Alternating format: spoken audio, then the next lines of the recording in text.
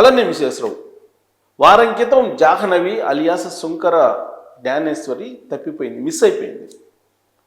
ఆ రోజు నుంచి పోలీసులు అణువణువు పడుతూ ఉన్నారు, ఎతుకుతూ ఉన్నారు, అన్వేషిస్తూ ఉన్నారు, రకరకాల ప్రయత్నాలు చేస్తూ ఉన్నారు. ఎట్టకేలకు ఇప్పుడు మెటలర్జీ డిపార్ట్మెంట్ వచ్చింది. ఈ విషయాన్ని అక్కడ ఉండేటువంటి పోలీసు అధికారులే చెప్తూ ఉన్నారు. ఏంటి ఈ మెటలర్జీ డిపార్ట్మెంట్ ఏం చేస్తుంది అక్కడ అని అంటే, వాస్తవంగా ఏదైనా చిన్న క్లూ లభిస్తే ఆ క్లూ దాన్ని బట్టి పోలీసులు ఇన్వెస్టిగేషన్ని వేగవంతం చేస్తారు. ఫెన్సింగ్ దాటి జాహ్నవి వెళ్తూ ఉన్నటువంటి క్రమంలో జాహ్నవికి సంబంధించినటువంటి డ్రెస్ నుంచి ఒక చిన్న పూసలు రాలాయి అనేది ఒకటి ఆధారం. రెండు ఏంటంటే, జాహ్నవికి గజ్జలు ఉన్నాయి, అంటే పట్టీలు, కాళ్ళకు వేసుకున్నటువంటి పట్టీలు. ఆ పట్టీలు ఎక్కడైనా జారిపోయి ఉంటే వాటిని ఐడెంటిఫై చేయడానికి ప్రత్యేకమైనటువంటి ఆపరేషన్ చేస్తారు ఈ మెటలర్జీ డిపార్ట్మెంట్.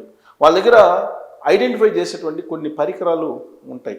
వాటిని తీసుకొచ్చి ఇప్పుడు ఆ మొత్తం 50 ఎకరాల పామోలిన్ హౌస్లో మొత్తం వెతుకుతూ ఉన్నారు. పామాయిల్ తోటలో, ఆ పామాయిల్ తోట మొత్తం వెతుకుతూ ఉన్నారు మెటలర్జీకి సంబంధించినటువంటి పరికరాలతోటి. ఎందుకంటే ఒకవేళ పాపని క్రూరమృగాలు కానీ, లేదంటే ఎవరైనా కిడ్నాప్ చేసేటప్పుడు కానీ ఏదైనా వస్తువు కనుక జారి పడితే ఈ పరికరాల ద్వారా ఇమీడియట్గా ఐడెంటిఫై చేసేటువంటి అవకాశం ఉంది. ఆప్షన్స్ చూస్తున్నారు, అసలు పాప ఏమైపోయింది అనేటువంటి యాంగిల్లో ఆప్షన్ 1 మిస్ అయిపోయిందా, తప్పిపోయిందా.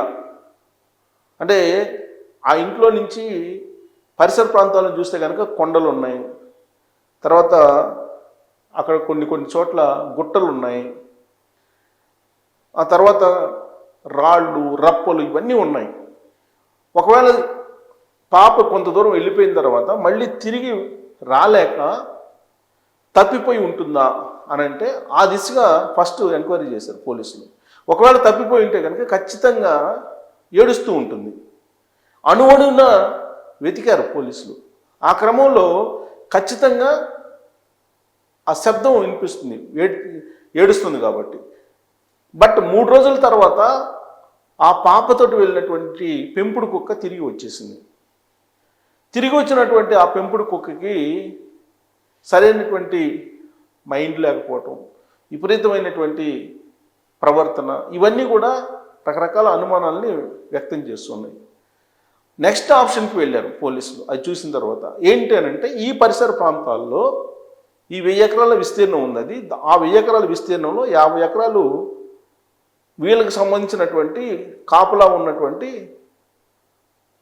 అక్కడ ఉన్నటువంటి హౌస్, అక్కడ పామాయిల్ తోట ఉంది. ఆ పామాయిల్ తోటకి వీళ్ళు కాపులా ఉంటున్నారు. ఈ కాపులా ఉంటున్నటువంటి ఈ భార్యాభర్తలకి 2 పాపలు, పెద్ద పాప జాహ్నవి 2 సంవత్సరాలు, చిన్న పాప 6 నెలలు. అక్కడ ఒంటరిగానే కుటుంబం ఉంటుంది, కాపులా ఉంటున్నారు కాబట్టి ఒంటరిగానే ఉంటుంది. చాలా కాలం నుంచి ఉంటున్నారు, ఎప్పుడు ఎలాంటి ప్రాబ్లంని వాళ్ళు ఫేస్ చేయలేదు. అందుకే వాళ్ళకు ఒక పెంపుడు కుక్క కూడా ఉంది. ఆ పెంపుడు కుక్క ఎప్పుడు కూడా జాహ్నవితో తిరుగుతుంటుందని చెప్పి ఆ పేరెంట్స్ చెప్తూ ఉన్నారు. ఆ పెంపుడు కుక్క కూడా జాహ్నవితో వెళ్ళింది, మళ్ళీ 3 రోజుల తర్వాత తిరిగి వచ్చింది. అయితే తిరిగి వచ్చినటువంటి ఆ పెంపుడు కుక్కకి గాయాలు ఉన్నాయి. ఈ గాయాలు దాన్ని పరిశీలించారు పోలీసులు. పరిశీలించి ఒకవేళ ఈ పరిసర ప్రాంతాల్లో ఏవైనా జంతువులు ఆ అమ్మాయిని పట్టుకోబోతుంటే ఈ కుక్క దాడి చేస్తే గాయాలయ్యాయా అనేటువంటి యాంగిల్లో ఆలోచించి అటవీ శాఖకు సంబంధించిన అధికారుల్ని అప్రోచ్ అయ్యారు పోలీసులు. అటవీ శాఖ అధికారులు కూడా వచ్చారు. ఈ పరిసర ప్రాంతాల్లో ఎలాంటి జంతువులు కనిపిస్తాయి, ఎలాంటి జంతువులు అలికిడి ఉంటుంది అనేటువంటి దాని మీద వాళ్ళని అడిగితే వాళ్ళు చెప్పింది ఏంటంటే, ఆ ప్రాంతాల్లో కొండ చిలువలు, అలాగే అడవి కుక్కలు, అడవి పందులు, ఇవి మాత్రమే ఉంటాయి. అంతకు మించి క్రూరమైనటువంటి జంతువులు, పులులు లాంటివి ఈ ప్రాంతానికి వచ్చినటువంటి దాఖలాలు లేవు అని చెప్పి అటవీ శాఖ అధికారులు చెప్పారు. ఆ కోణం నుంచి చూసినప్పుడు ఒకవేళ అక్కడ అటవీ కుక్కలు లేదంటే అడవి పందులు ఇలాంటివి కనుక ఆ పాపను తీసుకెళ్లేటువంటి క్రమంలో కుక్క వాటి మీద దాడి చేస్తే అవి కొరికాయా, అందుకే గాయాలయ్యాయా అనేటువంటి యాంగిల్లో చూసినప్పుడు ఆ కుక్కని కొట్టినటువంటి దాఖలాలు ఉన్నాయి. అంటే నెక్స్ట్ ఆప్షన్కి వెళ్ళారు పోలీసులు. ఏంటి, అవి కొరికినటువంటి దాఖలాలు లేవు, కొట్టినటువంటి దాఖలాలు ఉన్నాయి అని అంటే ఈ పాపను ఎవరైనా కిడ్నాప్ చేసి ఉండొచ్చు. సో ఎవరు కిడ్నాప్ చేసి ఉంటారు అనేటువంటి యాంగిల్లో ఇన్వెస్టిగేషన్ చేసి ఈ తల్లిదండ్రుల్ని విచారించారు. మీకు శత్రువులు ఎవరు ఉన్నారా, పడనటువంటి వాళ్ళు ఎవరు ఉన్నారా, ఇన్సిడెంట్లు ఏమైనా జరిగాయా, ఈ యాంగిల్లో ఇన్వెస్టిగేషన్ చేశారు. చేసినప్పుడు ఎప్పుడో వీళ్ళు రెంట్కి ఏదో కారు ఇస్తే వేరే వాళ్ళతో ఏదో గొడవ అయింది అని చెప్పారు. అంతకు మించి ఎవరు శత్రువులు లేరు అని చెప్పారు. సరే, ఇవంతా విచారిస్తున్నటువంటి క్రమంలో ఇంత జరుగుతుంది. వారం రోజుల నుంచి చిన్నారి కనిపించట్లేదు జాహ్నవి.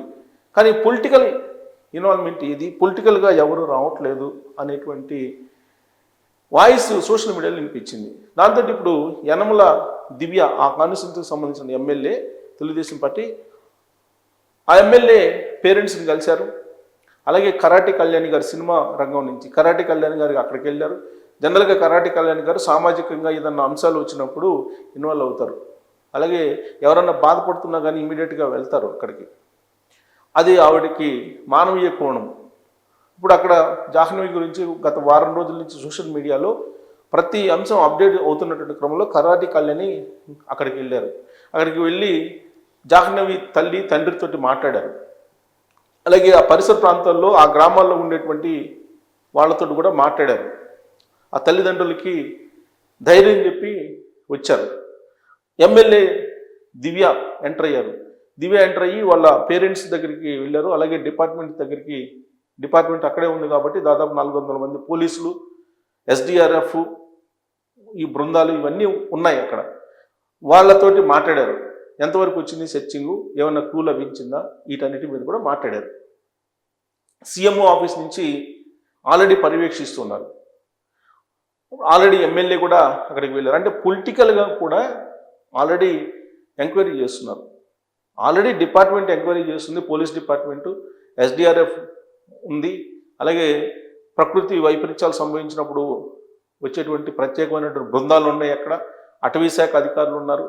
అలాగే వెటర్నరీ డాక్టర్లు ఉన్నారు. ఆ కుక్కకి ఇంజక్షన్ చేసింది కూడా వాళ్లే. ఆల్రెడీ కుక్క చనిపోయింది, కానీ వెటర్నరీ డాక్టర్లు ఉన్నారు. దానికి పోస్ట్మార్టం కూడా వాళ్ళు చేస్తున్నారు. ఇన్ని డిపార్ట్మెంట్లు అన్నీ కలిసి సంయుక్తంగా ఈ ఆపరేషన్ని కొనసాగిస్తున్నారు. పొలిటికల్గా కూడా ఇప్పుడు ఎమ్మెల్యేలు కూడా వచ్చి అక్కడ స్పాట్లో ఏం జరుగుతుంది, ఎంతవరకు ప్రోగ్రెస్ రిపోర్ట్స్ ఉన్నాయి, క్లూ ఏమైనా లభించిందా, ఇవన్నీ కూడా ఎంక్వైరీ చేస్తున్నారు. అక్కడికి దివ్య యనమల వచ్చారు. ఆవిడ కూడా మీడియాతో మాట్లాడారు. ఇప్పుడు మెటలార్జీ డిపార్ట్మెంట్ అది వచ్చింది. మెటలర్జీ డిపార్ట్మెంట్, ఆ డిపార్ట్మెంటు ప్రత్యేకమైనటువంటి ఆపరేషన్స్ చేస్తూ ఉంది. ప్రత్యేకమైన పరికరాలతోటి జాహ్నవికి సంబంధించినటువంటి గజ్జలు కానీ లేదా పూసలు కానీ లేదా మెడలో ఉండేటువంటి ఏమైనా ఇవి కానీ ఆభరణాలు కానీ ఇవన్నా జారిపోయి ఉంటే అవి ఐడెంటిఫై చేసేటువంటి దానికి ఇప్పుడు లేటెస్ట్గా ఎంక్వైరీ చేస్తున్నారు.